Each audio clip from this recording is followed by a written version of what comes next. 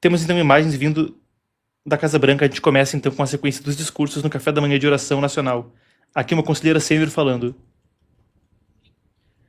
Ela diz: é uma honra estar nessa reunião sagrada onde a consciência, a liderança e a nação se encontram. Um momento que lembra a nossa nação e o mundo de que a fé importa, a oração importa e a ciência da soberania de Deus importa. Algo que o presidente nos lembrou no ano passado, quando ele publicamente prezou Deus pelo milagre de sua vida. Nessa manhã, nos reunimos não só para orar, mas também para agradecer. Nós agradecemos um presidente que entende que a fé não é só uma coisinha privada para se pensar de vez em quando, mas um bem público. Um presidente que não só fala da fé, mas que agiu para protegê-la, a defendê-la e elevá-la ao nível mais alto possível. Eu estou agora, hoje, diante de vós, com uma perspectiva única. Eu conheço esse presidente há mais de 25 anos. Eu tive um assento de primeira fileira, não só aos momentos públicos, mas aos momentos privados, que a maioria jamais verá.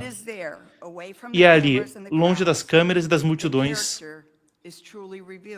que o caráter realmente se mostra. Eu vi a compaixão dele quando ninguém estava olhando. Eu vi a generosidade dele quando não havia nada a ganhar. Eu vi ele se envolver para ajudar os esquecidos, os subjugados, os vulneráveis. Não porque aquilo era politicamente conveniente, mas porque era a coisa certa a se fazer. Há mais de 20 anos atrás, eu estava no escritório dele na Trump Tower. E um pastor e um amigo estavam comigo. Conforme a conversa acontecia, o presidente olhou não para os famosos na sala, mas para a minha amiga, e perguntou para ela o que ela fazia. E ela disse: eu trabalho nas ruas com os desabrigados, os que têm dificuldades com vícios e com mulheres que estão presas em prostituição. Sem hesitar, ele pediu que a secretária assistente trouxesse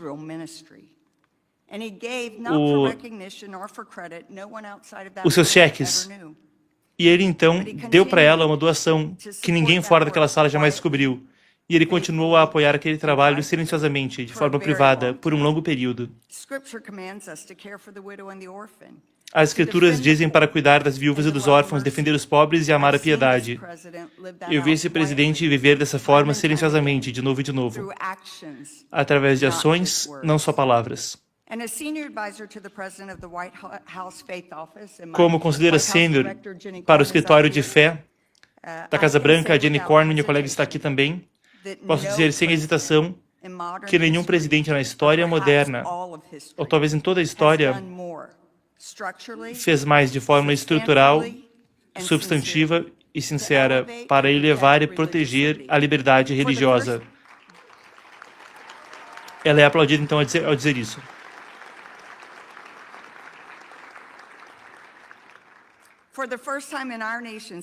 Pela primeira vez na história da nossa nação, a fé tem sido institucionalmente elevada através da criação do histórico escritório de fé da Casa Branca. Esse é nosso aniversário de 1 ano. Não é uma questão de símbolo, mas de substância. Ele fica na ala ocidental, garantindo que as pessoas de fé sejam parceiros-chave ao servir os vulneráveis, servir as famílias e garantir a alma da nação aqui no exterior. O presidente compreende uma coisa muito profunda, de que a fé não é uma ameaça à liberdade, é a fundação da liberdade. Orar não é uma fraqueza.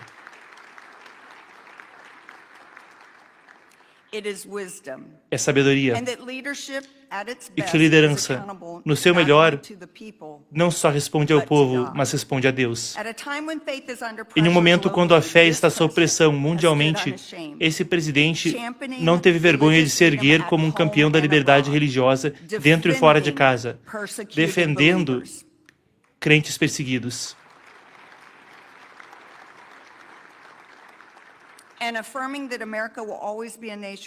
E afirmando que a América será sempre uma nação onde as pessoas serão livres para venerar, livres para falar e livres para viver de acordo com a sua consciência.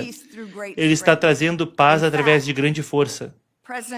Na verdade, o presidente Trump trouxe novamente a religião a essa nação e além dela.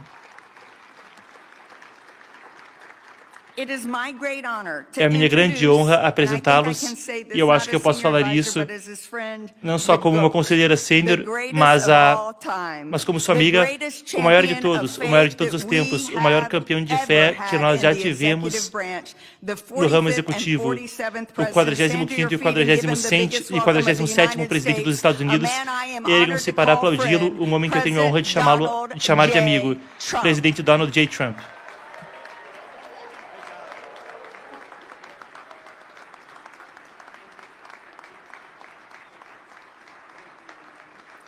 Muito bem, a gente vê então o presidente subindo ao palco no Café da Manhã Nacional de Oração, uma ocasião realizada desde 53 em Washington que reúne membros de ambos os partidos para a discussão de liberdade religiosa e também como um ato simbólico, um ato moral nos Estados Unidos.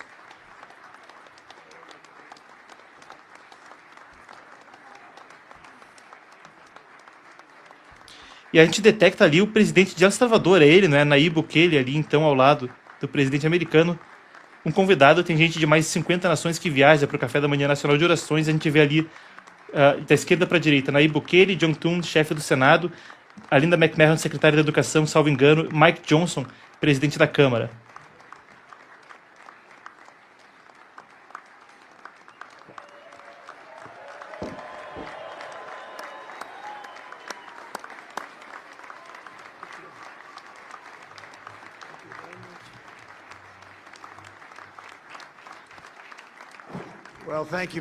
Trump falando, muito obrigado e obrigado a Paula. Ela é uma mulher incrível, tem estado comigo por muito tempo, desde o início. Essa é uma linda tradição americana e é uma honra estar de volta aqui com alguns líderes incríveis e pessoas de fé. No Café da Manhã Nacional de Oração, eu acho que eu estive aqui todas as vezes. É difícil recusar o convite, eu não tenho coragem. Às vezes eu quero recusar, mas eu não tenho coragem. Às vezes eu voltei de uma viagem horrorosa, de gente que não consegue ficar fora de guerras, vendo coisas que ninguém acreditaria se visse. Da última vez que eu vim aqui, eu cheguei às 4 da manhã em Washington e disseram, senhor, você vai falar às 7 da manhã. E eu falei, que maravilha. Eu disse, aonde?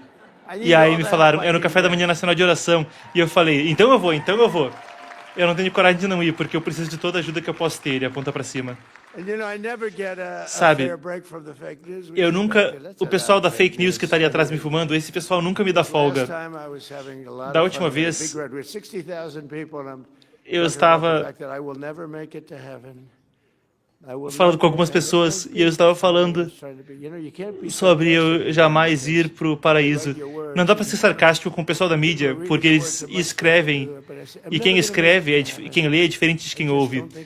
Mas eu falei, brincando, eu acho que eu não vou para o paraíso, eu acho que eu não estou qualificado, eu acho que não tem nada que eu possa fazer, mas eu acho que, na verdade, algumas das coisas boas que eu estou fazendo, incluindo para a religião, incluindo aqui as coisas que temos dito pela religião, mesmo tendo feito isso e tantas outras coisas, eu digo que, puxa, eu não vou me qualificar, eu não vou conseguir chegar no paraíso. Aí o New York Times fez o quê? Colocou uma matéria de primeira página dizendo: o Donald Trump está questionando o significado da própria vida. E eu digo, não, eu só estava me divertindo, eu estava fazendo brincadeiras. Quer dizer, talvez eu devesse ir para o céu. Bem, eu não sou uma pessoa perfeita, mas eu fiz muitas coisas boas para pessoas perfeitas. Mas eu quero agradecer as dezenas de congressistas que estão aqui hoje pela manhã, incluindo um homem de imensa fé e de imenso talento. Ele é um homem extremamente talentoso. Ele é de uma minoria pequena.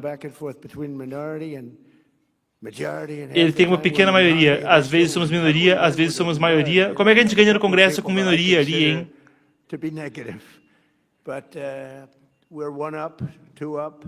Mas temos um ou dois congressistas a mais, às vezes temos 3, talvez tenhamos mais 2 vitórias em breve e teremos uma vantagem de 3 congressistas. E aí a gente considera como se fosse uma vitória gigante.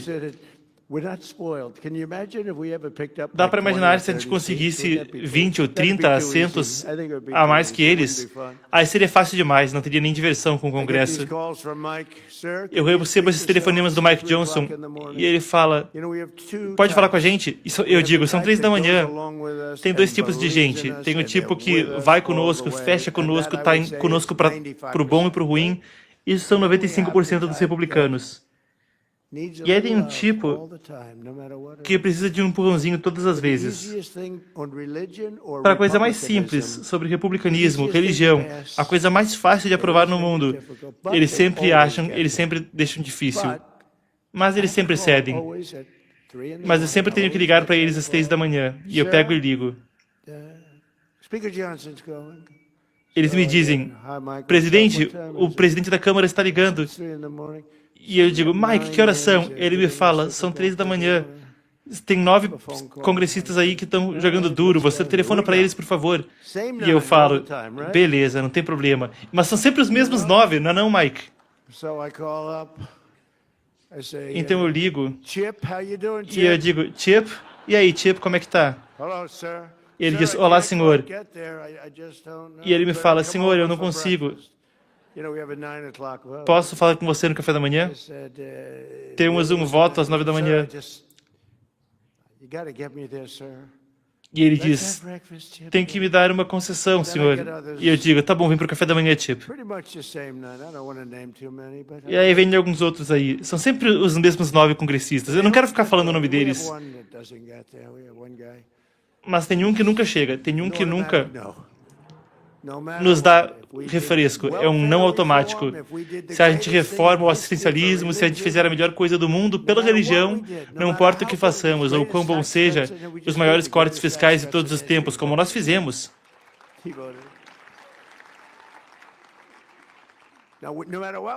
Não importa o que façamos. Esse bobão, não importa o que seja, a gente pode fazer tudo de bom ao mesmo tempo. Mike, qual você diria que eram as 5 melhores coisas? A gente vai fazer as 5 melhores coisas para o país. E aí vamos receber 100% de votos, exceto por esse cara chamado Thomas Massie. Tem algo errado com esse cara. A gente chama ele de Rand Paul Jr. Eles simplesmente votam não. Eles gostam de votar não. Ele acha que é bom politicamente para as pesquisas, mas ele está com 9% nas pesquisas. Mas sabe, nós temos grande apoio, temos ótimo apoio pela religião. Eu fiz mais pela religião do que qualquer outro presidente. A Paula estava falando, aquilo foi muito legal. Ela estava falando, e eu disse para quem estava no backstage, o que ela falou era verdade. Mas, sabe, no final das contas nem é tão grande, porque vários presidentes, a maioria dos presidentes modernos, certamente os modernos, não fizeram muita coisa pela religião. Eles simplesmente se safaram, ficavam com essa de que quero ser neutro. Eles sempre querem ser neutros ou contra. Eu não sei como é que alguém de fé vota em um democrata. E eu sei que temos alguns democratas aqui. Não sei por que eles estão, porque eles certamente não votam conosco. Eu certamente sei que não vamos convencer eles a votar por uma coisinha chamada identidade de eleitor. 97% das pessoas apoiam. Até os eleitores democratas apoiam. Mas os líderes democratas não querem aprovar a identidade eleitoral na urna.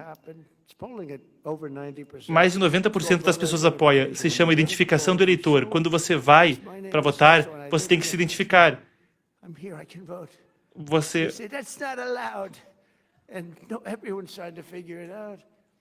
As pessoas não querem que você dê uma identidade para votar. Sabe, esses democratas fazem uma coisinha aí para ganhar. Sabe o que eles fazem? Eles trapaceiam. Mas tá bom, não tem problema. Eles talvez sejam os melhores do mundo em trapacear, mas queremos aprovar identidade para o eleitor votar e outras coisas. E fazer os democratas votarem é muito difícil, mas nós somos gratos aos co-presidentes do café da manhã, os congressistas Ben Cline e Jonathan Jackson e o governador Bill Lee do Tennessee. Muito obrigado.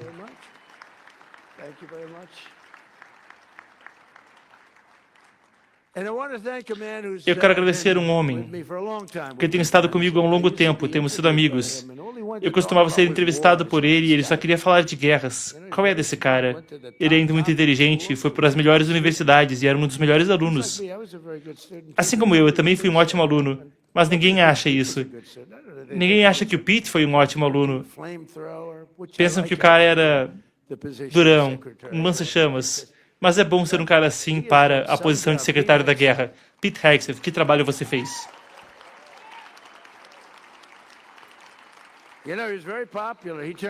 Sabe, ele é muito popular.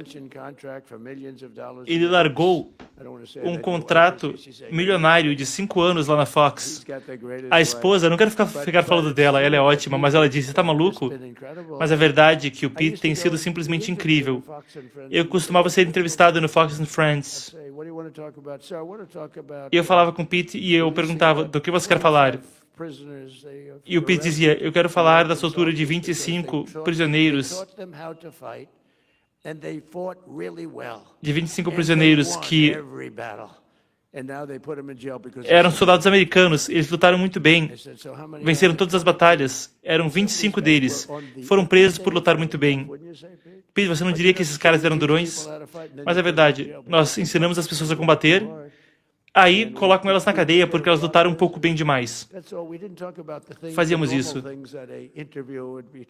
Mas normalmente não é o tipo de coisa normal numa entrevista. Mas eu via isso nele, eu via o amor dele pelas Forças Armadas. Era óbvio. Ele sempre quis proteger os soldados. Mas eu disse, quer saber, esse cara é realmente esperto. Se eu vencer essa presidência, se eu vencer essa coisinha, nessa segunda eleição, não foi fácil.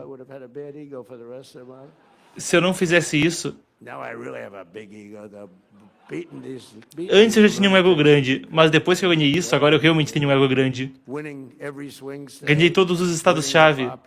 Ganhei voto popular. Na primeira vez falaram que eu não ganhei o voto popular. Na verdade eu ganhei, mas eles dizem que não. Eles sempre iam me apresentar. Enquanto Donald Trump não ganhou o voto popular na mídia, iam me apresentar assim. Um democrata ia me apresentar em algum evento e falavam, o Donald Trump não ganhou o voto popular, mas ganhou a presidência. E eu falava, isso é horroroso. Se a gente ganhar o voto popular e ganharmos por muito, a gente tem que ganhar. Nós tivemos um ótimo primeiro mandato, a melhor economia da história, mas esse mandato vai detonar aquele lá, deixar muito para trás, 18 trilhões de dólares entrando no nosso país. Mas tivemos um ótimo primeiro mandato, reerguemos as Forças Armadas. Sabe, o Biden deu um pedacinho das forças para o Afeganistão de forma brilhante. Deixou tanques, aviões e coisas do tipo para trás. Por que você não voa os aviões de volta? E ele disse, ninguém pensou nisso. E falaram, é difícil remover o equipamento de lá. E eu falo, tá falando sério? Você não consegue só voar os aviões para fora de lá? Aviões de milhões de dólares. E falaram, senhor, é melhor deixar eles para lá, porque é mais efetivo em termos de custo. Essa gente é maluca. Mas agora está sob controle como você jamais viu. As nossas Forças Armadas nunca foram tão fortes. E você viu isso com os bombardeiros B-2 no Irã. E você viu recentemente com a Venezuela, onde estamos indo de forma fantástica com a liderança. Se tornou um ótimo relacionamento. Eu não acho que houve algo assim na história. 50 milhões de barris de petróleo agora indo para Houston. E estamos trabalhando com eles muito bem. Eu não acho que eu vi algo desse tipo. A cooperação que nós temos é ótima para eles também. Porque eles estavam em grandes apuros economicamente. E ainda assim tem mais petróleo que qualquer outro país do mundo, eu acho, exceto a gente. Mas tem mais petróleo que quase qualquer país do mundo. Por sinal, nós e eles juntos, 68% do petróleo mundial. Eu sei que isso não significa muito para o pessoal das religiões aqui. Eu sei que vocês querem ouvir sobre religião. Mas, sabe, deixamos o país forte e estamos indo muito bem. Foi uma operação incrível. Eu diria que quando as pessoas viram aquilo, eu estava falando, sabe, com um grande líder de El Salvador, e ele disse, cara, que ataque foi aquele? Eu nunca vi nada assim, não é? Até pelo seu padrão que é alto, hein? Ele olha para Bukele. Aquilo lá foi um ataque dos infernos, não é? Mas nós temos um ótimo país, temos tremendos líderes, um tremendo gabinete e uma ótima ministra é a Procuradora-Geral Pam Bondi, que está aqui. Pam, onde é que você está, Pam? Ela está aqui? Onde está ela? Ela quer ser discreta. Ela quer ser discreta. Você está pegando fogo, Pam? Sabe, falavam da Kristi Noem ontem. Eu fiz a entrevista do Super Bowl. E falavam, senhor, você vai dispensar a Kristi Noem do serviço? E eu falei, não. Eu disse, por que eu faria isso? Temos a melhor fronteira da história do país. Temos os melhores números de criminalidade que já tivemos. Até o ano de 1900. 125 anos, e são os melhores números de criminalidade. Apesar de termos tido o pior presidente que já tivemos antes de mim, o Biden.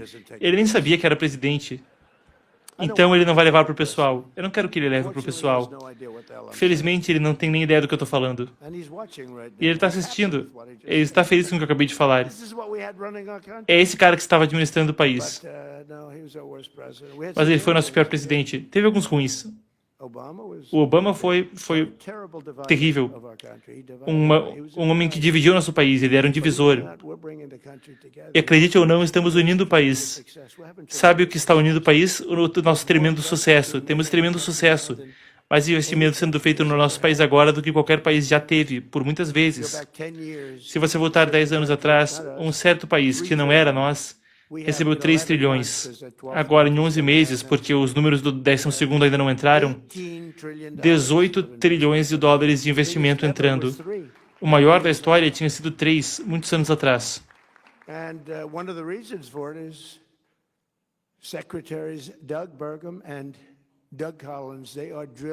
E um dos motivos é os secretários Doug Burgum e Doug Collins.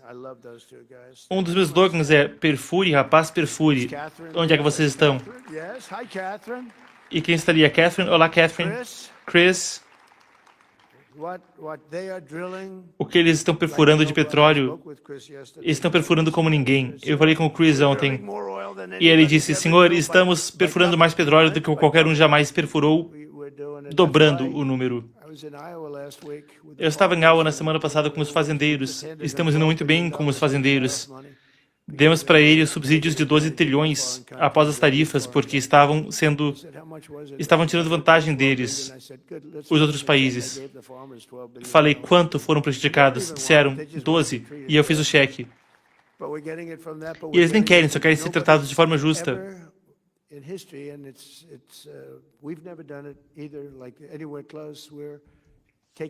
Agora nós estamos tirando mais energia da nossa linda terra. Petróleo e gás, energia limpa. Eu sempre falo, lindo, limpo, carvão. A única coisa que eu disse para esses 2 caras, que eles têm que fazer, porque eles são os melhores que tem no mundo, eu disse, quando vocês falarem as palavras carvão, toda vez que falarem carvão, toda vvez que falarem, tem que vir antes 2 palavras. Lindo e limpo. O Doug estava fazendo um discurso outro dia e ele falou carvão umas 40 vezes e ele ficava falando lindo e limpo carvão, lindo e limpo carvão. Só funciona algumas vezes, né? Eu disse, não, quando você falar carvão, lindo e limpo. Compramos todas aquelas usinas eólicas, mas não compramos mais. Não compramos nada de energia eólica, não é, Doug? Nada. Porque é um jeito rápido de perder dinheiro, de perder beleza, de matar seus pássaros. E além disso, não funciona. A Europa, sabe? É horroroso com aquelas turbinas eólicas na Europa. Eu passei pelos países deles e sequer dá para reconhecer o que eles fizeram. Eles têm um problemão nas mãos agora entre imigração e energia. A Europa está se destruindo e é melhor eles se espertarem. Eu amo eles, eu sou amigo com todo mundo de todos os países ali. Ajudei muitos deles. Subiu o investimento em gastos militares com um percentual do PIB de 2% para 5%.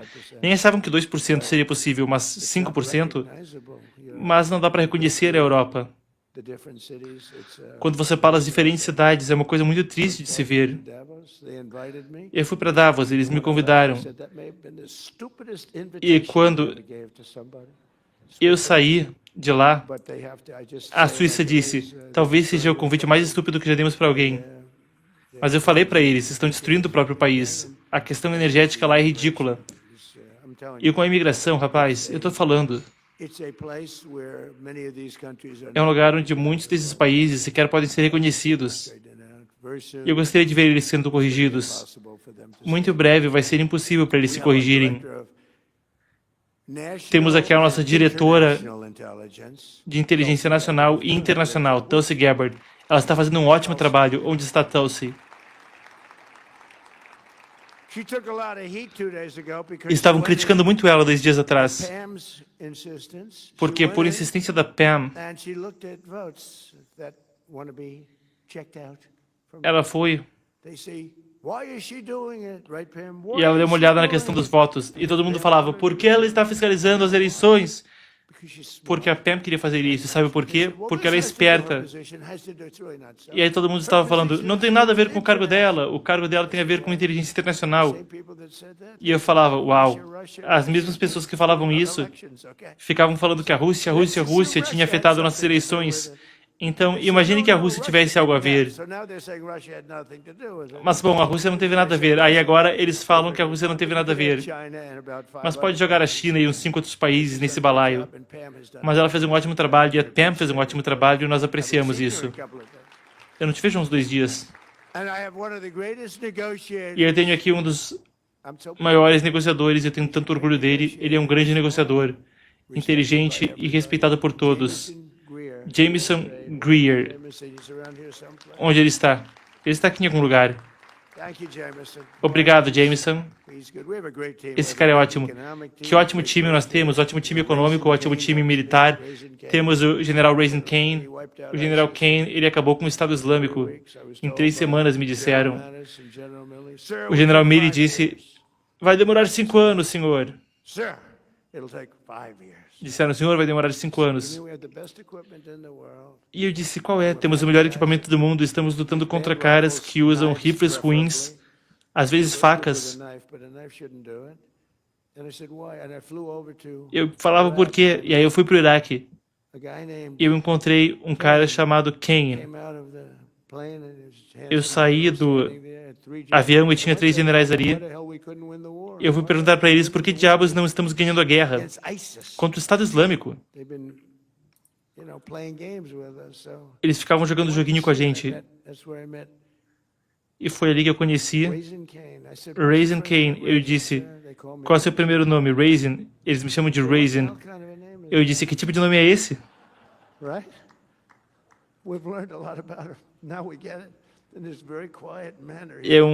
Ele tem esse jeito bem quietinho, mas ele é brutal. Pergunta para Venezuela. Pergunta para o Irã. Eles estão negociando agora. Temos uma frota grande indo para lá. O Irã. Então o Raising, ele estava ali no avião. Eu perguntei, qual o seu nome? Raising. E o sobrenome? Kane. E eu falei, então seu nome é Raising Kane? Ele disse, é assim que me chamam. Eu disse, é você que estou procurando.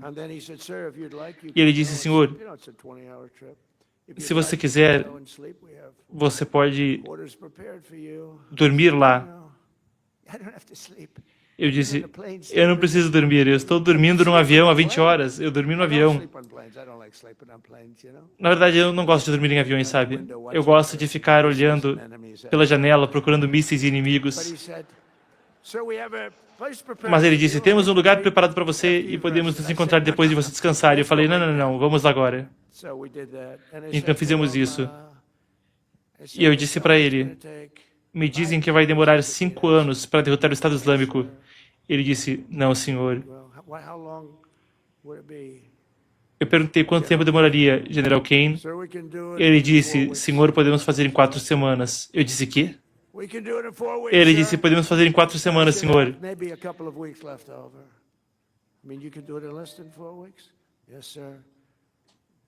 Eu disse, E por que ficam me falando, lá os generais de televisão, como eu chamo eles, dois péssimos generais?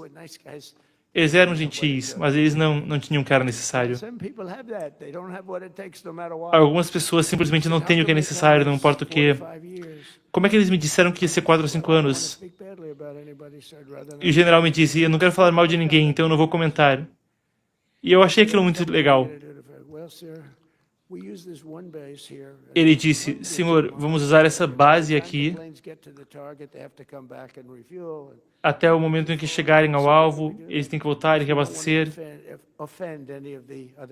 E ficamos fazendo as coisas dessa forma porque não queremos ofender os outros países. Temos muitos aeroportos portáteis por todo o Oriente Médio. Nós temos equipamento que ninguém tem. Temos aeroportos que parecem melhor que o aeroporto Kennedy. São construídos na areia e demoram uns 2 minutos para erguê-los. O equipamento é inacreditável. Podemos aterrissar qualquer avião neles. São portáteis. Temos muitos deles. Teríamos que usar eles. E eu fiquei perguntando para o general, por que não usamos? E me diziam que era porque não queríamos ofender nenhum outro país. E aí eu perguntei, estamos no meio do deserto. Algum país descobriria se nós decolássemos de alguma faixa no deserto? E me disseram que não teriam nem ideia, não poderiam detectar.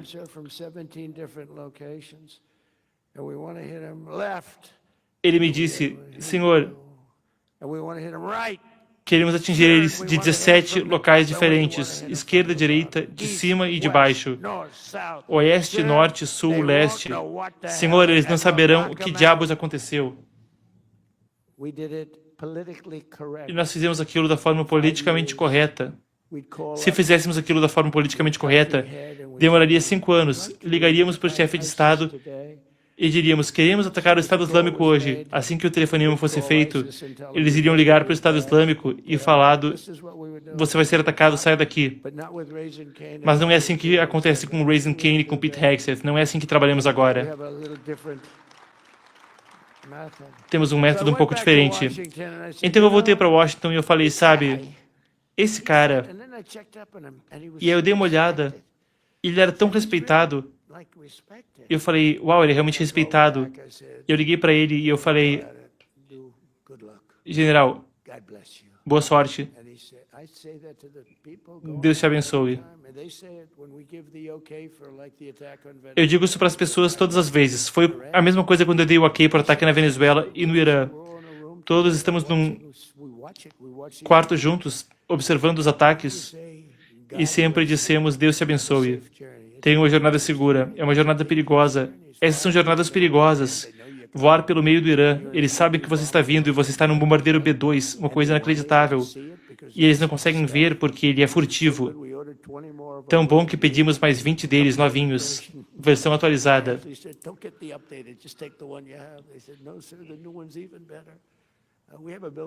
Temos forças armadas. Ninguém tem forças armadas como nós temos. E eu reergui, por sinal, no meu primeiro mandato.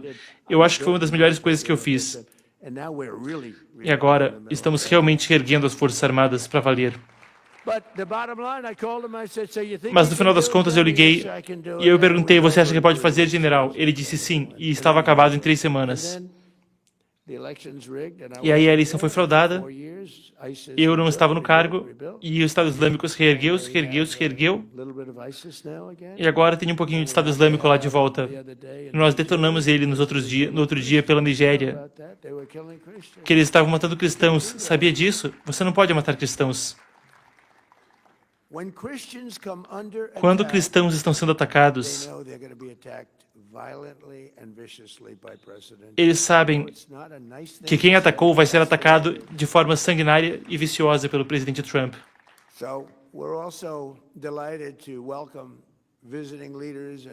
Nós também temos a honra de receber dignatários de mais de 110 países que estão aqui, incluindo uma das minhas pessoas preferidas, o presidente Bukele de El Salvador. Ele tem sido tão incrível, ele tem sido um ótimo aliado desse país. Obrigado. Um ótimo aliado.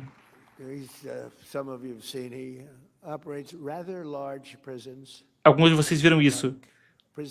Ele tem uma presença, ele opera prisões tão grandes que de um lado você não consegue ver o outro. Você precisa de binóculos de um lado para ver o final dela do outro lado. E eles fazem um bom trabalho, um trabalho que é muito humano, mas eles têm prisões muito fortes.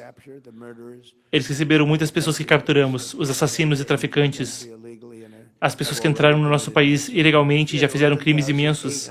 Tínhamos 11.888 assassinos. E muitos deles agora estão nas suas prisões, não é? E ele faz um trabalho incrível. Sabe, esse é um café da manhã religioso. Você vai sair daqui e falar, uau, esse cara é o cara mais malvado que eu já vi. Mas não é isso, é só que eu quero manter esse país seguro. Então eu quero te agradecer, senhor presidente, pelo trabalho incrível que você está fazendo. E ao seu pessoal que trabalha conosco também, não é fácil. Esse café da manhã de oração vem em um momento especial para o nosso país, enquanto nos preparamos para celebrar o aniversário de 250 anos da independência americana.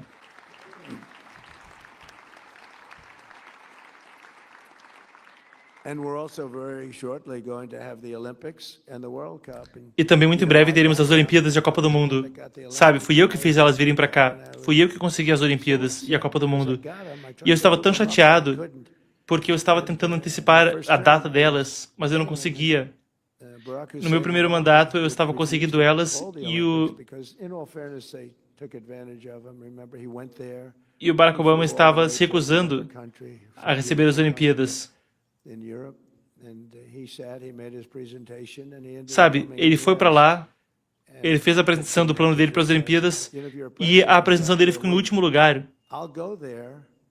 Isso não deveria acontecer. Se você é um presidente, você tem que falar, olha, se eu vou para lá, você vai me dar as Olimpíadas, senão eu não vou.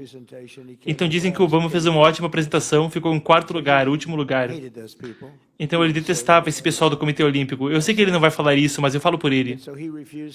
E então ele se recusou a se envolver com as Olimpíadas.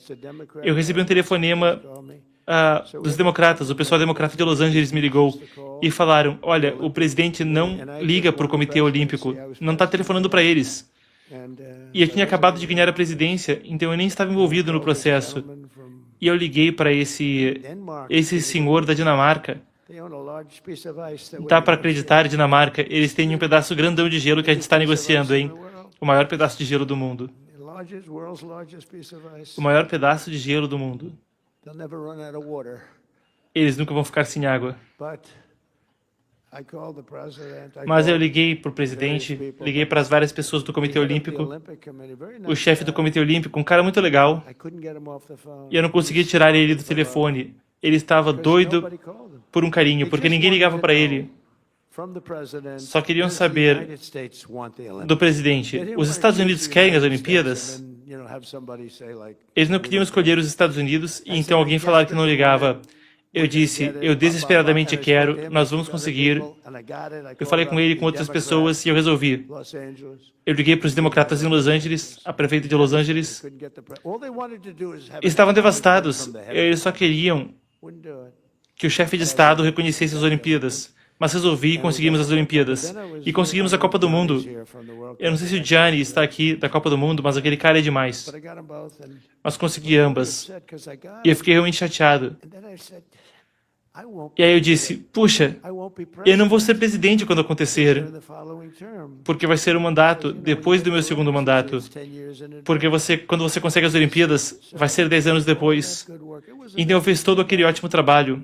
Não foi tão fácil. Consegui as Olimpíadas, consegui a Copa do Mundo. Agora vão acontecer daqui a 1 ano e meio. Meio ano. Sabe, eu também queria falar que eu produzi o aniversário de 250 anos da América, que foi minha ideia, que eu que fiz a festa. Mas não dava para falar isso, então eu desisti. Mas acontece que eu sou presidente durante esse período. Então pense nisso. Presidente, consegui as Olimpíadas para os Estados Unidos, consegui a Copa do Mundo para os Estados Unidos e provavelmente eu sequer vou ser convidado para assistir e eu estava muito chateado com isso. E aí eles fraudaram a eleição. E aí eu disse, eu vou voltar. E agora eu tenho as Olimpíadas e a Copa do Mundo. Não é não?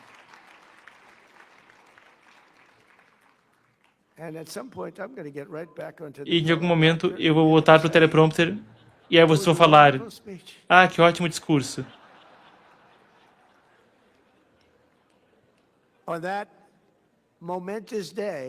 Naquele dia fenomenal, em 1776, isso é muito mais fácil. Sabe, é necessário muito talento para falar espontaneamente. Agora que eu estou lendo, de volta ao teleprompter é mais fácil. Mas, bem, é se você tem esse talento que você vira presidente. Temos palavras importantes para falar e temos muito tempo para falar. Porque quando se trata de religião, eu tenho todo o tempo do mundo. Eu sou um dos poucos que fala que para a religião temos todo o tempo do mundo. Mas naquele dia épico, em 1776, a história mudou para sempre, quando os nossos fundadores proclamaram a verdade imortal que ecoou pelo mundo e que ecoou pela eternidade do tempo. Declararam que todos nós nascemos livres e iguais pela mão de nosso Criador. Muitos presidentes se recusam a falar isso. Eles se recusam a falar isso. Alguns se recusam, alguns políticos grandes se recusam a falar a palavra Deus. Não querem falar. Eu digo. Nós somos dotados de direitos sagrados, a vida, a liberdade, não por um governo, mas por Deus Todo-Poderoso, Ele próprio. E essas palavras soaram da Filadélfia e iniciaram uma revolução não só na América, mas no coração de toda a humanidade. Os princípios da Declaração de Independência, que é... Temos uma de 3 cópias, belamente dentro da sala oval. Eu tirei do cofre e pendurei na parede. É linda, lindamente protegida. E é um documento magnífico. Eu olho para ela o tempo todo. Eu leio ela frequentemente, tanto quanto posso. Verdadeiramente uma obra brilhante de arte. Essas palavras instilaram o espírito de patriotas em todas as nações, libertaram milhões da tirania e tiraram bilhões da pobreza. E agora, mais do que nunca, estamos melhor do que jamais estivemos antes. Em um ano, pense nisso. Senhor orador, presidente da Câmara, temos que manter isso rolando. Os democratas admitem isso. Nenhum presidente no seu primeiro ano fez as coisas que fizemos. Quando pensa nisso, o maior corte fiscal da história, maior até que no primeiro mandato. Nós fizemos mais algo, e eu acho que trouxemos de volta o espírito do nosso país. Sabe, há 2 anos atrás,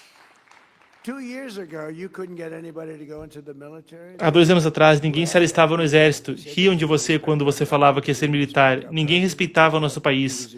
Ninguém respeitava o nosso presidente. Achavam que era uma piada, que o país era uma piada. Outros países riam da gente e tiravam vantagem da gente com tarifas. E nós não podíamos cobrar, e eles podiam cobrar. Mas agora podemos cobrar. E vamos conseguir na Suprema Corte também.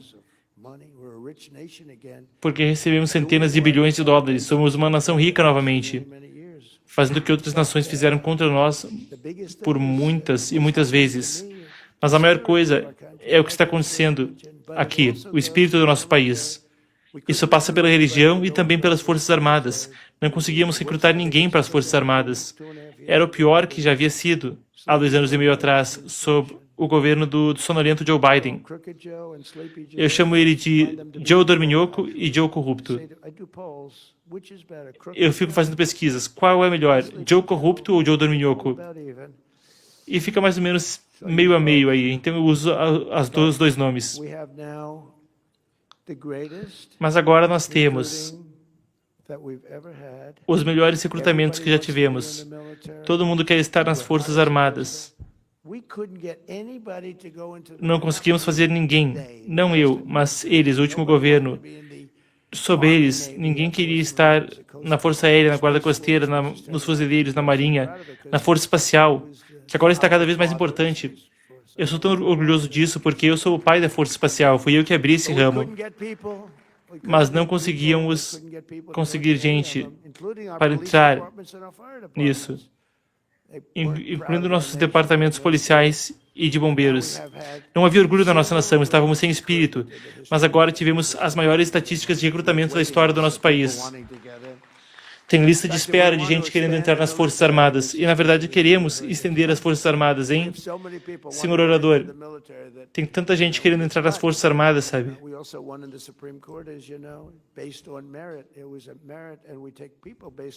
Também tivemos uma vitória da Suprema Corte quanto ao mérito, sabe? Valorizamos mérito. Preferimos alguém forte nas Forças Armadas ao invés de alguém fraco.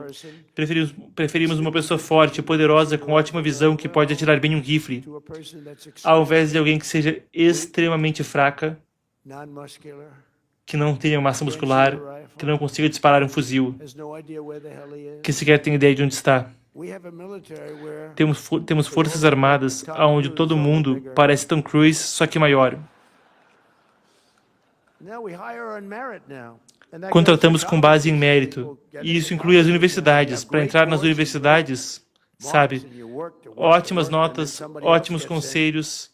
Aí alguém passa na frente que sequer está perto da sua qualificação. Isso é horrível, mas e agora é um sistema por mérito. Sabe, o nosso país foi erguido em um sistema de mérito. E aí nós nos afastamos de mérito. Mas recebemos de volta. Foi uma ótima decisão da Suprema Corte, se eu posso falar. Temos que basear o nosso país em mérito. Senão não teríamos um país. Estávamos indo numa direção terrível. E eu dou muito crédito nisso para a Suprema Corte. Eles também me dão uns péssimos vereditos às vezes. Mas eu dou muito crédito para a Suprema Corte. Foi necessário muita coragem. Mas eles entenderam que era a coisa certa a se fazer. Para ser uma grande nação, eu acho, posso estar errado, porque eu assisto muita coisa, leio muita coisa, mas você tem que ter religião. Você tem que ter fé, tem que ter Deus. E graciosamente, conforme nos reunimos aqui hoje, há muitos sinais de que a religião está voltando. Não são só sinais. A religião está voltando muito forte. Sabe, as igrejas estão enchendo. Você não tinha isso 2 anos atrás. Foi complicado com a Covid, mas tratavam vocês de forma terrível. Os democratas, desculpa aí aos congressistas, mas a verdade é que pastores estavam fazendo missas a céu aberto, orações a céu aberto, com as pessoas a metros umas das outras. Sempre gostam de falar, o Trump é ditador, mas eu não sou um ditador. Eles aqui parecem ditadores, parecem a Gestapo. Estavam prendendo gente por ir à igreja. Estavam prendendo gente, tratando gente de forma horrível.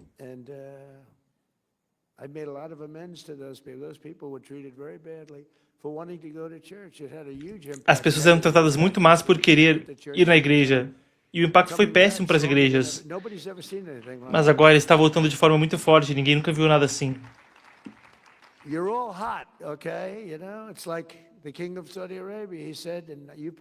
Vocês estão em alta. Provavelmente vocês já me ouviram falar isso. Mas eu me encontrei com o rei da Arábia Saudita há 1 ano e meio atrás. E ele disse, sabe, há 1 ano e meio atrás, ele disse, achamos que o seu país estava morto. E agora você tem o melhor país em qualquer lugar do mundo. É o país mais quente de qualquer lugar do mundo e ninguém chega perto. Eu sei que El Salvador está em alta, mas eu acho que dá para falar, não é?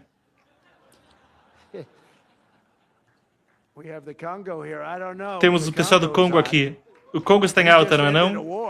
Acabamos de encerrar uma guerra. Uma das 8 guerras que encerramos, não é? E esse cara aqui é demais. Ele me falou sobre quem sofreu, e aquelas pessoas sofreram muito. Em 2025, mais cópias da Bíblia Sagrada foram vendidas nos Estados Unidos do que em qualquer momento nos últimos 100 anos. Que tal esse dado? Que tal essa? Sabia disso, senhor orador? Sabe, o Mike Johnson é uma pessoa muito religiosa. E ele não esconde isso. Às vezes ele fala para mim quando estamos almoçando. Ele diz, senhor, vamos orar? Eu digo, quê? E o almoço? Mas por mim, não tem problema nenhum. Ele é um cara muito religioso e ele é popular. E ele está fazendo um trabalho inacreditável.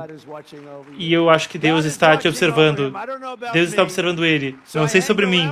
Então eu fico do ladinho dele, porque eu sinto que eu estou mais protegido. Nos últimos 12 meses, americanos jovens foram à igreja no dobro da taxa que eles atenderam, que eles iam há 4 anos atrás. E muitas igrejas, vocês veem as estatísticas,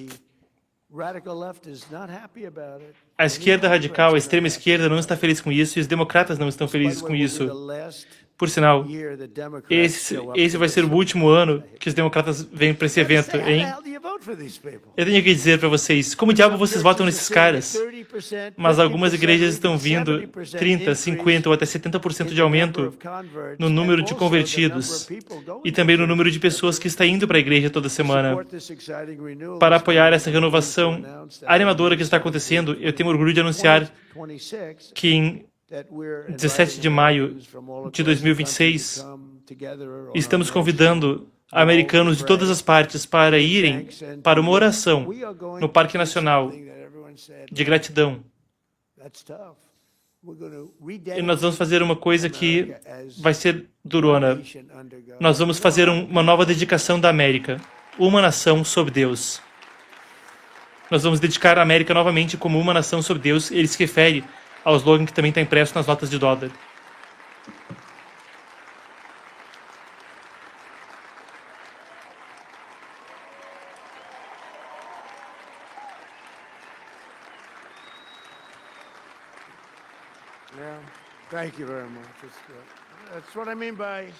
É isso que eu quero dizer com o Espírito. Isso é incrível. Eu vejo tanto disso. Eu nunca vi nada como isso acontecer em um ano. Eu achei que demoraria 1, 2, 3, 4 anos para estar onde estamos. Mas realmente em 10 meses, estamos no 12º mês. Mas estamos em um nível que nunca chegamos antes como país. E isso inclui religião. Mas tem um ótimo espírito nessa nação. Isso inclui a religião. Não dá para ter um ótimo país se você não tiver religião. Você tem que acreditar em algo. Tem que acreditar que o que estamos fazendo tem um propósito por trás. Tem que haver um propósito. Estamos trabalhando, estamos nos comportando. Eu me comporto porque eu tenho medo de não me comportar, porque eu não quero me colocar em apuros. Ele olha para cima. É uma coisa tão positiva e as pessoas estão começando a ver. Estão indo para a igreja, famílias estão se desenvolvendo. As coisas que estão acontecendo no nosso país agora são boas, mas temos que tirar as coisas ruins. E estamos sendo muito duros com lei e ordem e contra o crime. E eu odeio falar isso porque parece que essas coisas não andam lado a lado. Mas você não pode ter situações onde as pessoas entram na igreja, aí saem e tem criminosos tirando vantagens delas. Coisas horríveis que não dá nem para descrever. Isso não vai mais acontecer. Washington DC agora é uma cidade muito segura. Quando eu tomei posse, Washington DC era uma armadilha. Muita gente estava sendo morta. 2 ou 3 por semana. E estavam sendo mortas.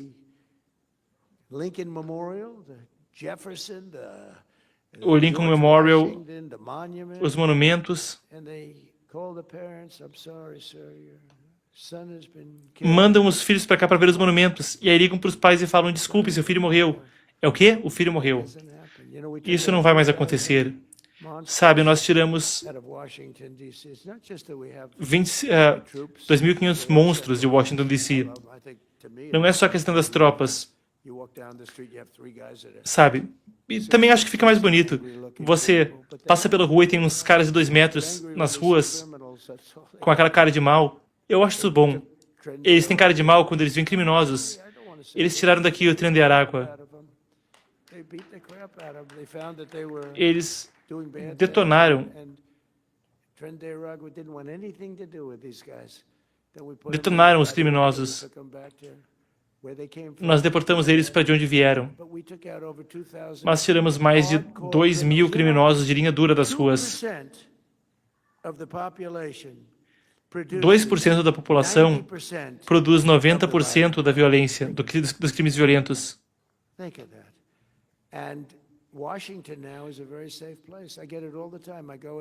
Sabe, Washington agora é um lugar seguro.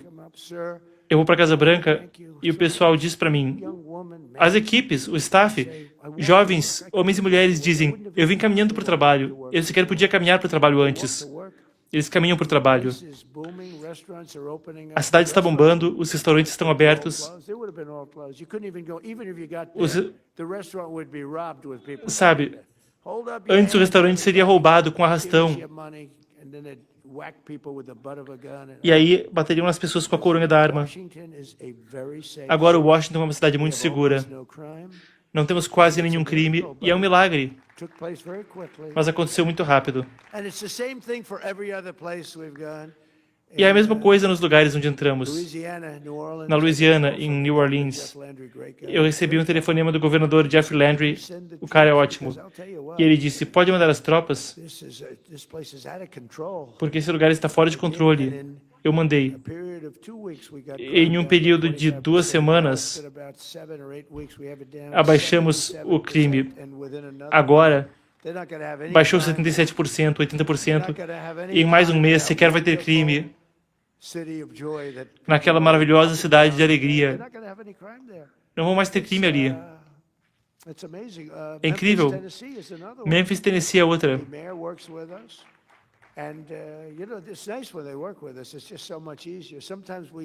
Às vezes, os prefeitos não querem trabalhar conosco. Como em Minnesota, mas ainda assim baixamos o crime 25%. Se não tivéssemos que lutar contra esse governador horroroso e esse prefeito horroroso, o tal do Fry. Sabe, essa é a Constituição dos Estados Unidos. As pessoas não querem ser roubadas.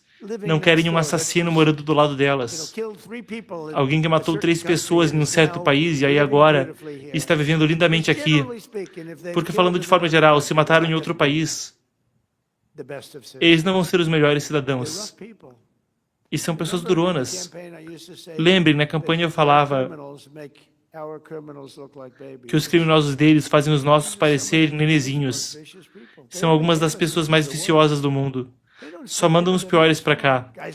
Sabe, esses caras são inteligentes, como o presidente aqui de El Salvador. Ele nos mandou um que outro, hein? Eu não quero falar com ele sobre isso. Mas ele mandou alguns complicados.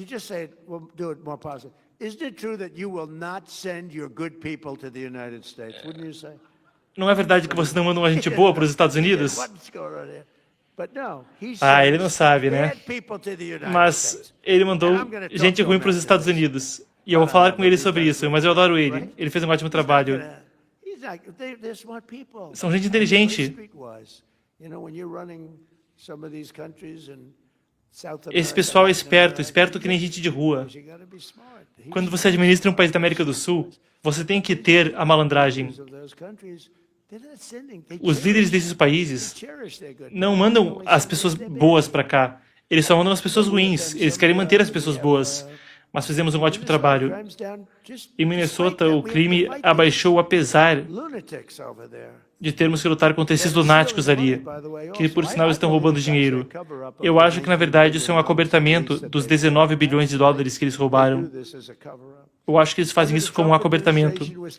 Sob o governo Trump, estamos fortemente por trás dos americanos de fé, parando os ataques contra nossos valores, nossas tradições, defendendo a liberdade religiosa como nenhum outro presidente.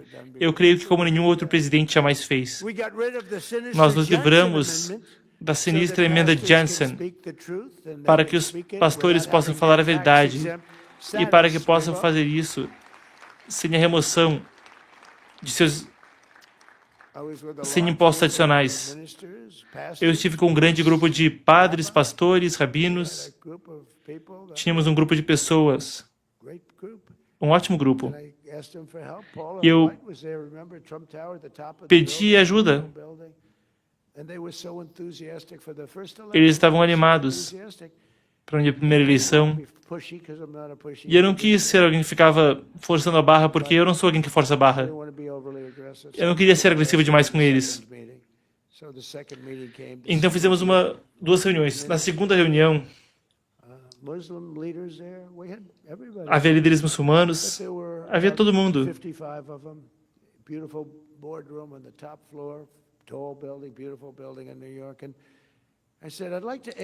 E eu disse para eles eram ótimos.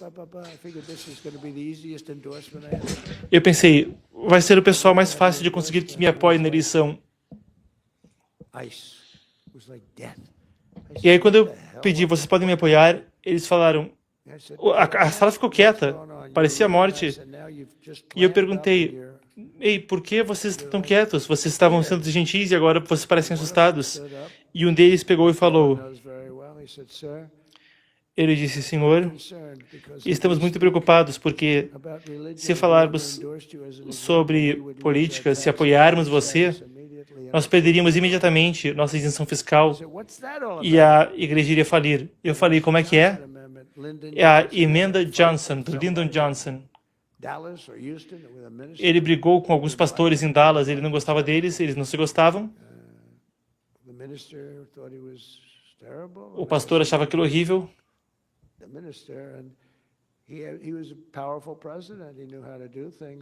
Johnson foi um presidente forte, ele sabia fazer as coisas. Então, basicamente, o que ele fez foi a emenda Johnson, que basicamente tira a sua liberdade de expressão. Pessoas como eu querem ouvir os pastores, querem ouvir os padres. E havia restrições de falar de coisas importantes, como quem eleger. Se você falasse isso, já era, não pode falar, mesmo se falasse de forma gentil, mesmo se fosse para beneficiar a igreja. E nós trabalhamos duro, e eu acho que isso vai ser permanente muito em breve, Mike, mas queremos acabar com a emenda Johnson.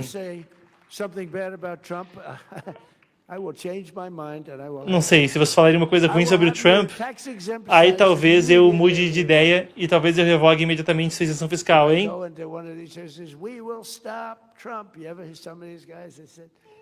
Se você vai para algumas igrejas, tem pessoal falando aí, vamos parar o Trump, mas não são muitas, porque eu ganhei 94% dos votos nesse setor.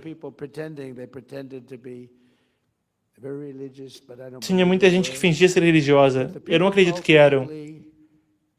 Mas no final das contas, sabe, o Robert Jeffress está aqui? Robert Jeffress estava na televisão em 2016, quando eu tinha acabado de anunciar que eu ia disputar. E ele disse, havia 17, 18 candidatos e outros 17. Ele disse, eu conheço todos os candidatos muito bem. E eu conheço o Trump só um pouquinho. Talvez ele não seja tão bom com a Bíblia quanto alguns dos outros. Talvez ele não tenha lido a Bíblia, tanto quanto alguns outros candidatos. Na verdade, talvez ele jamais tenha lido a Bíblia. Mas ele vai ser um mensageiro muito mais forte para nós. E ele vai fazer coisas por nós que nenhum outro homem tem a capacidade de fazer. E eu o apoio. Aquele cara, aquilo lá foi muito interessante. E eu acho, Paulo, que a gente fez mais do que qualquer um poderia ter feito. O que nós fizemos, ninguém mais conseguiria fazer.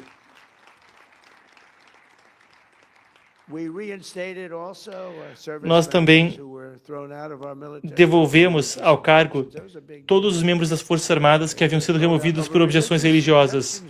Gente que foi removida da força por objeção religiosa à questão de vacina e outras coisas.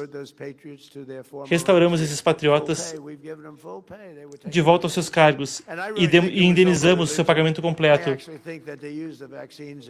Eu acho que, na verdade, eles foram removidos pela sua fé.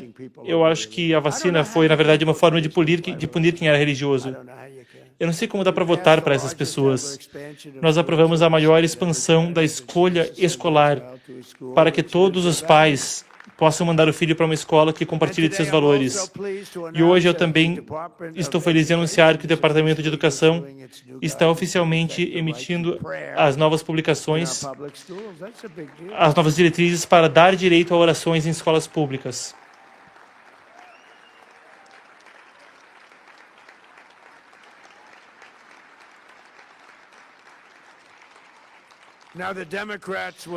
Agora, os democratas vão nos processar, mas nós vamos vencer. Nós vamos vencer. Eles nos processam por tudo. Eu sou o ser humano mais processado da história. Eles me processam por tudo. Eu tive 2 impeachments por nada. Mas os republicanos foram muito bem e resolveram no Congresso. Eu recebi impeachment, fui indiciado, mas tudo foi resolvido.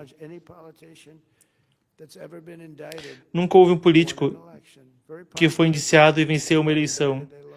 Políticos muito populares foram indiciados e perderam. Eu fui tão indiciado que eu fiquei de saco cheio de ligar para minha esposa e dizer, querida, me indiciaram de volta. Ela dizia, querido, o que isso significa? Sabem, vocês viram no novo filme, ela é muito elegante. Ela não está nesse mundo de indiciamentos. Não é com isso que ela lida. Ela não sabe tanto sobre indiciamentos. Por sinal, o filme da Melania, que sucesso.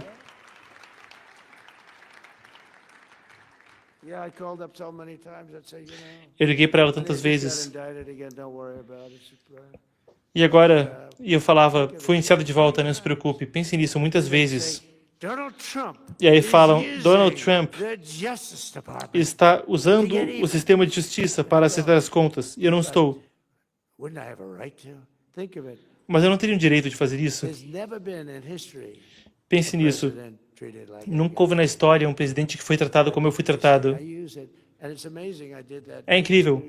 Eu fiz aquela entrevista ontem. E fizeram uma pergunta. Você está utilizando o Departamento de Justiça para o seu próprio ganho pessoal? E eu disse, me indiciaram 87 vezes. Mas nós não fazemos isso, não é, Pam? Nós fazemos o que é certo. Fazemos o que é certo. E a Pam faz. Temos ótimas pessoas trabalhando lá. Fazemos o que é certo. Nós expandimos a política da cidade do México para fazer com que o dinheiro do contribuinte parasse de ser utilizado para promover ideologia de gênero radical mundo afora. Nenhum outro presidente fez isso. E o meu governo também voltou ao Consenso de Geneva, a declaração afirmando o direito de famílias soberanas protegerem a família, a vida e terem fé em Deus. Nenhum outro presidente fazia isso. Eu assinei uma ordem executiva para cortar o financiamento federal para qualquer escola pública que fique empurrando essa insanidade transgênero para a nossa juventude. Quem pensaria nisso? Se você voltar 15 anos no tempo e falar, eu parei a mutilação de crianças. A palavra certa é mutilação. Estão mutilando. Mutilação de crianças. Se você falasse isso 15 anos atrás e eu falar, de que diabos ele está falando? Esse cara é maluco? Ainda estamos descobrindo os níveis, você nunca viu. Mas esse negócio de transgênero para todo mundo, eles querem transgênero para todo mundo. Nós paramos isso. E de forma importante, nós tiramos os homens dos esportes femininos. Já chega dessa bobagem.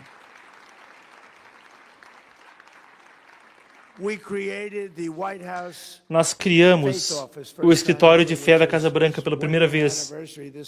Nesse mês vai fazer um ano. Acabamos com a Paula e a Jenny e algumas pessoas incríveis. Criamos a Comissão Presidencial para a Liberdade Religiosa. É uma ótima comissão, por sinal. Uma comissão fenomenal. Todo mundo queria estar nessa comissão. Realmente incrível. E temos gente incrível nisso. Eu assinei uma ordem executiva para combater a vil escória do antissemitismo, que realmente está fora de controle, está em crescimento. É surpreendente, ninguém achou que veria isso acontecer de forma tão rápida nos 4 anos de Biden.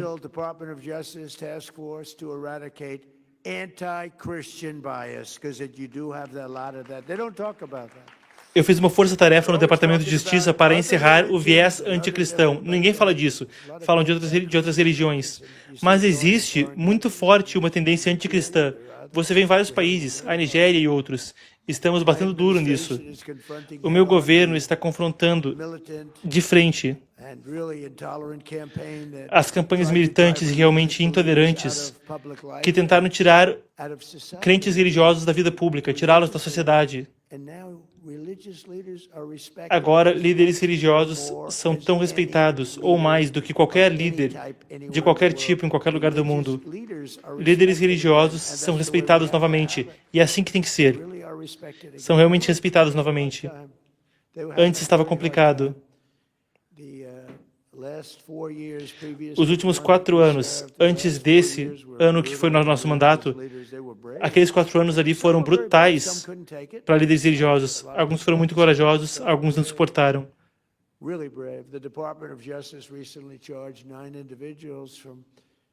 O Departamento de Justiça indiciou 9 indivíduos por invadir uma igreja em Minnesota e arruinarem os direitos de primeira emenda dos americanos. Eu vi aquela invasão. Pam, foi violento. Eu vi as pessoas que estavam lá. Algumas estavam assustadas e algumas estavam erguendo a mão, dizendo que acreditavam em Deus. Mas foi uma invasão violenta. E gritando, seus pais são nazistas.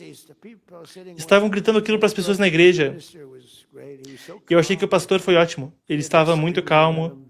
Tinha gente gritando contra ele, bem no meio de uma missa. A Pam está envolvida nisso.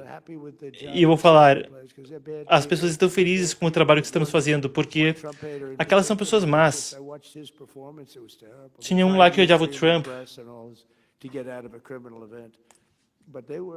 Aqueles caras, aquilo lá foi uma coisa horrível em Minnesota. E se deixássemos aquilo acontecer, não daria para ter igrejas. Todo mundo teria medo de ir para igrejas. E nós não vamos permitir isso, não é?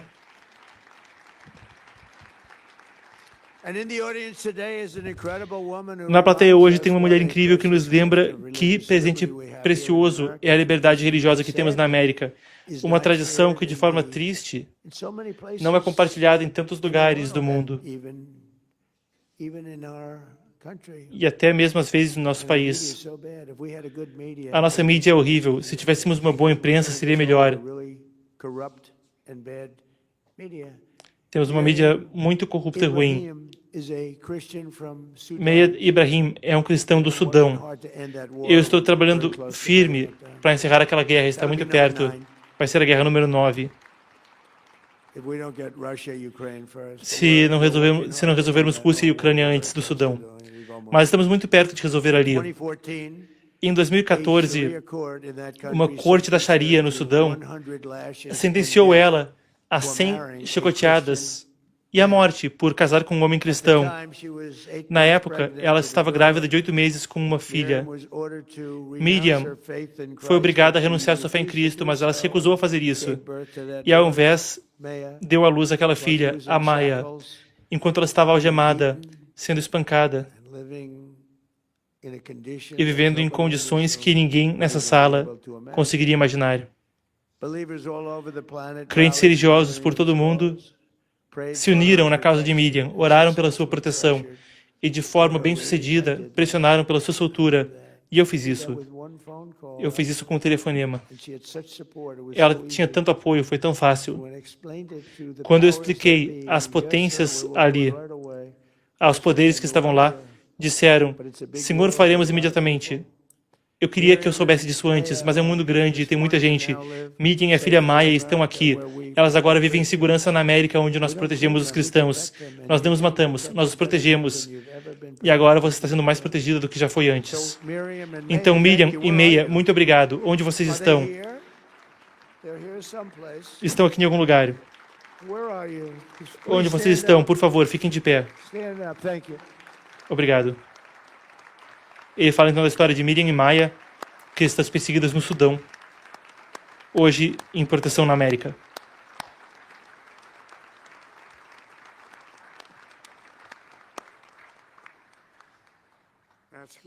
Isso é ótimo. Muita coragem. Nenhum governo na história moderna fez mais para confrontar o fardo de cristãos perseguidos por todo o mundo do que nós. Para nós, isso é uma missão. No dia de Natal, em coordenação próxima com o governo da Nigéria, trabalhamos com eles. Eu pedi ataques aéreos poderosos para dizimar os terroristas do Estado Islâmico que estavam matando cristãos naquele país aos milhares. Sequer dá para acreditar. Nós atingimos eles com tanta força que eles não sabem o que aconteceu. E nós íamos fazer em um dia diferente. Eu disse, não, faz no Natal, para que eles entendam. Lembrem-se, o Natal, Eu disse, vamos trazer de volta o Natal, porque as pessoas não estavam mais usando esse termo. Nós trouxemos de volta a palavra Natal. No governo não queriam usar, e estamos usando novamente.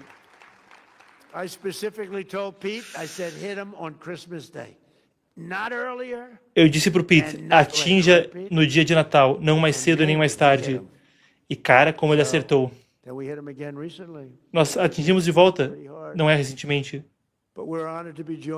Temos a honra de hoje ter a primeira dama da Nigéria, que também serve como uma pastora cristã na maior igreja da Nigéria. Uma mulher muito respeitada. Primeira dama, por favor, onde você está?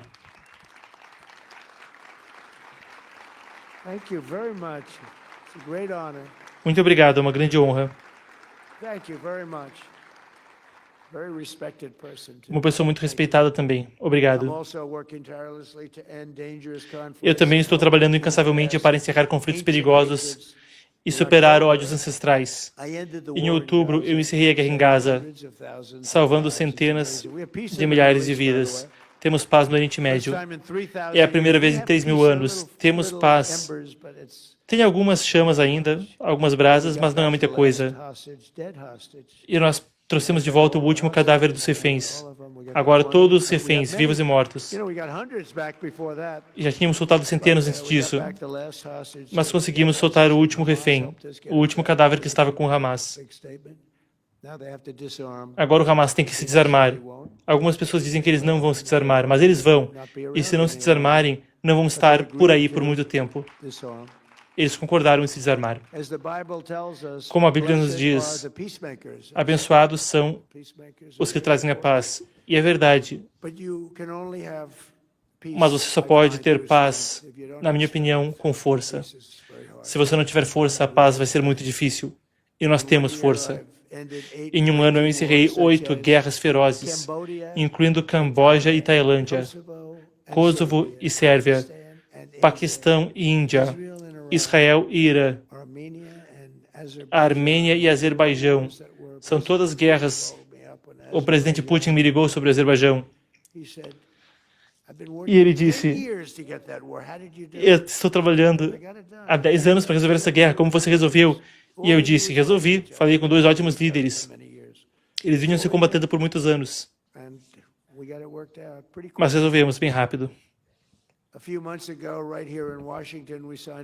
Alguns meses atrás, bem aqui em Washington, assinamos um acordo histórico de paz entre a República Democrática do Congo e a Ruanda, que provê o primeiro caminho na história para a paz, para encerrar uma guerra inacreditavelmente violenta de 30 anos.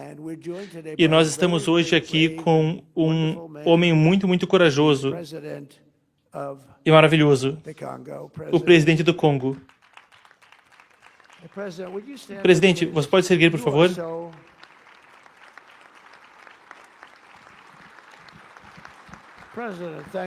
Presidente, muito obrigado.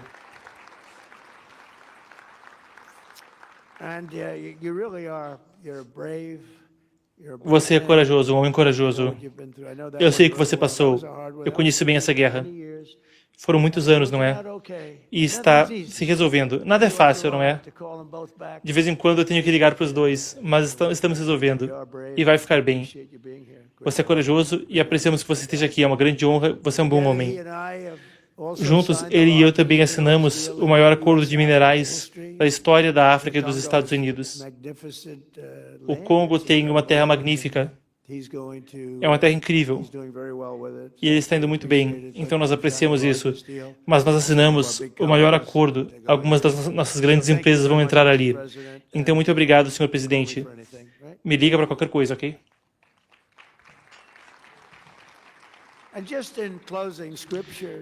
E só para fechar, a Escritura sempre nos diz que abençoados são os puros de coração. Eu não sei se isso se aplica para mim necessariamente, hein? Paula, isso se aplica para mim? Não tenho certeza. Eu tento. Mas, nessa manhã, estamos junto de 2 jovens patriotas americanos, crentes religiosos. No último verão, Emma Falls e London Smith eram conselheiras em acampamentos, e eu vi aquela catástrofe num acampamento católico. Naquela noite, a chuva caiu numa enchente, ninguém viu nada assim. E o rio subiu.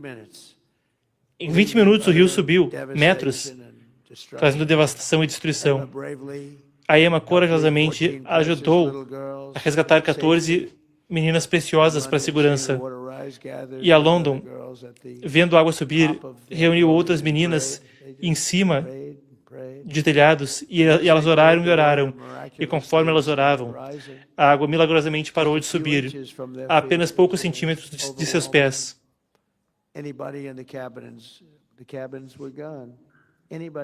Qualquer um que tivesse ficado para baixo ou para trás, o rio levou. Achavam que seria seguro naquelas cabines, mas não era. E a água começou a recuar e muitas horas depois, finalmente foram resgatadas. Como vocês sabem, muitos jovens morreram naquela noite. Quando perguntada ao que ela esperava que outros tirassem da sua história, ela disse que a vida dela não era garantida. Não deveríamos tomar a vida como uma coisa garantida. Deveríamos vivê-la bem. Foi uma declaração incrível, eu vi ela falando. Uma jovem falando aquilo. Foi incrível, na verdade. Uma declaração muito complexa que ela fez. Inteligente, verdadeira. London, eu sei exatamente o que você quer dizer e eu quero agradecer a vocês duas por estarem aqui.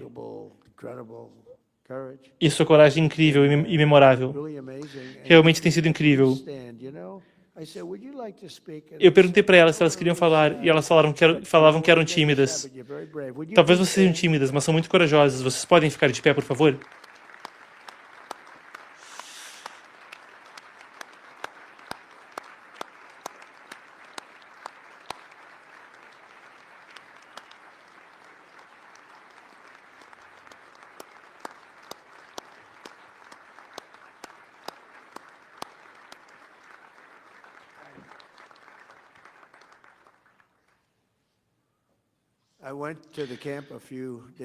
Eu fui para aquela região alguns dias depois da enchente, com a primeira-dama. E foi devastador. Eu encontrei os pais. Não poderia haver nada pior. Foi um momento horrível, horrível. Quase 250 anos. Quase 250 anos depois que nossos pais fundadores tomaram um dos grandes saltos de fé da história, o exemplo de London e Emma mostra que o espírito americano não foi rompido e está mais forte do que nunca. Isso nos lembra que as orações fortalecem, orações curam, orações empoderam e orações salvam. De forma simples, a oração é o superpoder da América. Sempre foi e sempre tem sido. Sempre será. E eu não tenho dúvida de que com o amor, a devoção e o patriotismo do povo nessa sala e de nossos amigos no mundo todo, temos alguns deles aqui, nós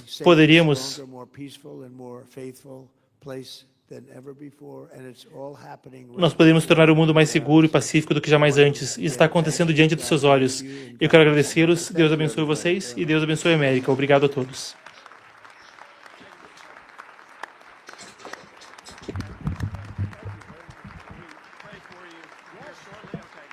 Eles devem fazer uma oração na sequência. O orador pergunta se Trump ficará para a oração. Trump diz que sim, se for agora. Segue-se então uma oração. Obrigado, Sr. Presidente. Todos vocês poderiam, por favor, se unir a mim em uma oração pelo presidente? Pai Celestial, estamos diante de vós com corações humildes, cientes de que toda autoridade por sobre a terra está sob seu cuidado. Hoje nós erguemos o presidente Donald J. Trump e pedimos pela sua sabedoria e sua orientação, conforme ele carrega o manto da liderança pela sua nação e pelo mundo. Sabemos que colocaste ele nessa posição, nesse momento glorioso de 250 anos de nossa nação. Então, imploramos que qualquer que seja a tempestade que venha em seu rumo, que ele possa enfrentá-la com clareza e sabedoria. Momentos da história humana trazem grande responsabilidade. Dê a ele paz nos momentos de grande peso. Cerque ele com conselheiros que sirvam honrosamente, falem de forma sincera e coloquem a nação em primeiro lugar. Quando as decisões forem difíceis e o caminho adiante for incerto, que ele possa ser guiado pelo seu espírito de sabedoria e compreensão. Garanta a ele discernimento, enraizado não no entendimento humano, mas na sua sabedoria. Lembre para ele aonde a raiz de sua alegria está e dos planos que tem guardados para ele, sua família e nossa nação. Lembre dele do quão profundamente ele é amado por vós e que o tem na palma de sua mão. Que ele não duvide daquilo que o disse em silêncio e solitude. Guie a ele e guarde seu coração. Que o coração dele possa sempre estar voltado a vós e que a sua vontade possa ser feita através dele. Que ele possa caminhar humildemente e servir humildemente perante vós. Onde houver orgulho, traga humildade. Onde houver incerteza, traga clareza. Através do seu Espírito. Pai, pedimos por sua proteção divina, pelo presidente e sua família. Traga-o mais próximo de si e que a liderança dele reflita os frutos de vossa vontade. Trazemos essa oração em seu precioso e santo nome. Amém. Então, uma oração feita no Café da Manhã Nacional de Oração pelo presidente americano Donald Trump. Mais um orador sobe ao púlpito. Ele diz que possamos sempre ser lembrados que fomos criados à imagem de Deus. No verbo latim deum, que possamos ser lembrados que pedimos pela palavra de Deus. Nosso Deus glorioso e gracioso, pedimos pela deliberação e pela saúde do presidente dos Estados Unidos. E oramos que você seja o árbitro final de quaisquer decisões que ele tome. Que você aumente a estatura de sua sabedoria, porque sem você, nenhum de nós pode ter juízo sobre os detalhes esmagadores de liderança e vida. Hoje oramos pela América e oramos por todos os parlamentares pelo mundo. O livro de Timóteo nos ensina que fosse confiado com liderança. Hoje oramos pelo futuro dessa nação, que você possa liderar esse presidente a níveis mais altos de compaixão pelo seu nome. Oramos que o proteja das iniquitudes da maldade e que dote ele de grande clareza, coragem e capacidade para fazer o que for correto. Hoje, nós lembramos que as vidas de milhões de pessoas estão nas mãos dele e que se ele tem o poder para transformar amanhã à noite ou reduzir o país a caos e sofrimento, por isso oramos que esse presidente, o melhor entre nós, possa se erguer pelo bem dessa nação e desse mundo. Oramos que a bondade e a misericórdia se anunciem na vida dele de formas novas e poderosas. Oramos que ele possa ser ciente dos pobres e que ele possa estar investido na elevação e no alívio do sofrimento, nas fazendas do Centro-Oeste, nas famílias se preparando para enterrar seus entes queridos em Minneapolis. Lembre dele que somos todos americanos feitos à imagem de Deus e que nenhum de nós estará livre, a não ser que todos tenhamos nossas liberdades protegidas. Muitas pessoas não estão preguiçosas, só estão cansadas. Muitas pessoas simplesmente não estão bem. Mateus 25 nos ensina que pela fé, os dotes são dados por Deus e devemos demonstrar compaixão entre outros. Mas nós oramos, acima de tudo, que faça valer sua vontade na vida dele, que possamos fazer mais pela glória maior de Deus, porque no final de tudo, quando estiver dito e feito, que possamos orar como Jesus ensinou, que possamos render tudo a Jesus. Então toda a esperança eu dou a ele gratuitamente, para sempre confiarei na vida dele. Que seja feito vosso reino na terra como no céu. Amém.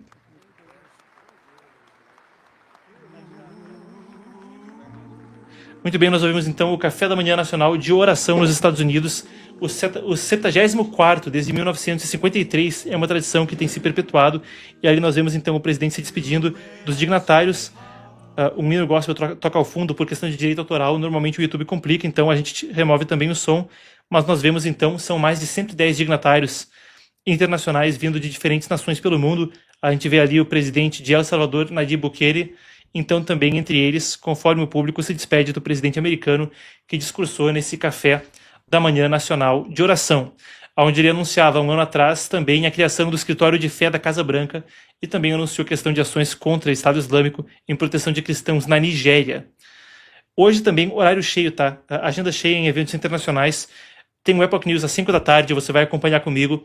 Você acompanha comigo também o pronunciamento de imprensa da Casa Branca a partir das 3 da tarde. E a gente aguarda para ver, mas aguarda-se a confirmação, então, também de um anúncio do presidente americano marcado para a noite. Ainda não confirmado, mas deve haver um anúncio do presidente americano à noite. Muito bem, então, foi um prazer e uma honra estar com você nessa manhã e eu te vejo imperdível. 3 da tarde, coletiva de imprensa da Casa Branca, desdobrando que podem ser anúncios grandes com a questão internacional. E eu falo com você também às 5 da tarde no Epoch News de hoje, onde a pauta está cheia. É Irã prendendo petroleiro, é questão de Elon Musk brigando com os reguladores europeus, é o fim do tratado de limitação nuclear entre Rússia e Estados Unidos. A pauta hoje está sensacional. Eu te vejo às 3 na coletiva de imprensa da Casa Branca e às 5 no Epoch News aqui nesse canal. Tá certo? Combinado então? Então, até breve, eu te vejo no início da tarde. Muito obrigado então. Curta, comente, compartilhe, se inscreva, a coisa toda. Tudo isso ajuda demais e até breve.